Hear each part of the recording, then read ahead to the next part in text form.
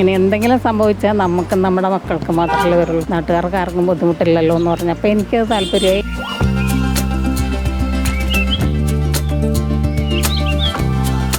മാവും നാരകവും തെങ്ങും കരിമ്പും പറമ്പോ തോട്ടമോ അല്ല, 3 സെന്റ് സ്ഥലത്ത് പണിത വീടിന്റെ മട്ടുപ്പാവാണ്.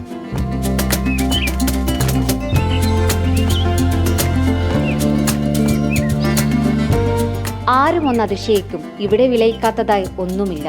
39 വർഷമായി പറമ്പിന് സമാനമായി ടെറസൊരുക്കി സരസ്വതി അമ്മ വീടിനെ പച്ച പുതപ്പിച്ചിട്ട്.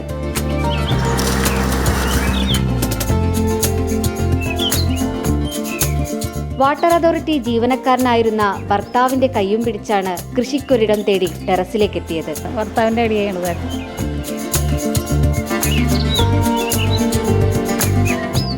മറ്റുള്ള സ്ഥലങ്ങളിൽ വ്യത്യാസമായത് നമ്മൾ അതിനു വേണ്ടി തന്നെ വീട് പണിഞ്ഞതാണ്.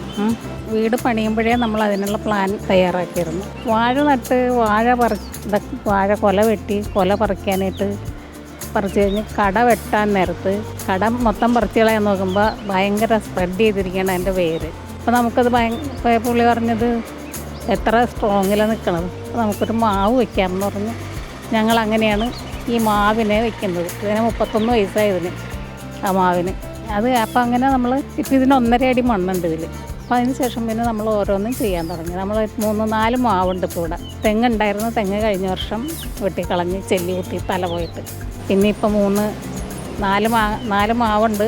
ചെറുനാരകമുണ്ട്, പിന്നെ ഗണപതി നാരകമുണ്ട്, മുരിങ്ങയുണ്ട്, പച്ചക്കറികൾ പാവൽ, കുമ്പളം, പീച്ചിൽ, പിന്നെ ചീര.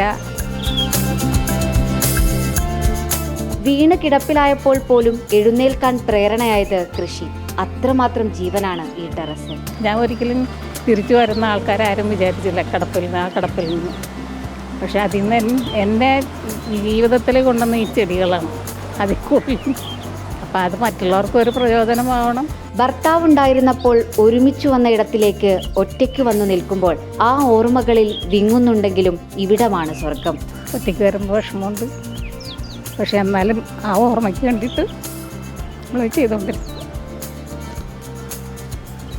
മിക്കവാറും ഞാൻ ഇവിടെ തന്നെയാണ്. വീട്ടിലിരിക്കണതിലും സുഖം എനിക്ക് ഇവിടെ വന്ന് നിൽക്കണതായിരുന്നു. കണ്ടിങ്ങനെ നിൽക്കുമ്പോൾ നമ്മുടെ മനസ്സിനൊരു സന്തോഷമാണ്. എപ്പോഴും ഇതൊക്കെ തന്നെയാണ് എന്നും ആ ഒരു എനർജി എനിക്ക് ചെടിയോടുള്ള സ്നേഹമാണ്. കിടന്നിരുന്ന സമയത്തും ഞാൻ എപ്പോഴും മോനോട് അത് വലുതായടെ ഇത് വലുതായടെ ഏത് സമയം എനിക്ക് ഇതിനെപ്പറ്റിയാണ് ചിന്ത മുഴുവൻ. കൃഷി ചെയ്യാൻ സ്ഥലമില്ലെന്ന് പറയുന്നവരോട് സരസ്വതി അമ്മയ്ക്ക് പറയാനുള്ളത് ഒന്നു മാത്രം. സ്ഥലമില്ലാത്തവർക്കും ചെയ്യാം. അപ്പം ഗ്രോ ബാഗിൽ ചെയ്യാമല്ലോ, എല്ലാവർക്കും ഉള്ള സ്ഥലത്ത് ചെയ്യാമല്ലോ. പിന്നെ അതിന് മനസ്സ് വേണം. സ്ഥലമില്ലാന്നും പറഞ്ഞ് നമ്മൾ ഇരുന്നിട്ട് കാര്യമില്ല. നമുക്കത് ചെയ്യാനുള്ള മനസ്സും കൂടി ഉണ്ടെങ്കിൽ നമുക്കെല്ലാം സാധിക്കും. എന്നെ സംബന്ധിച്ച് എൻ്റെ മനസ്സാണ് എന്നെ ഇങ്ങനെ ഇത്ര വരെ എത്തിച്ചേക്കുന്നത്.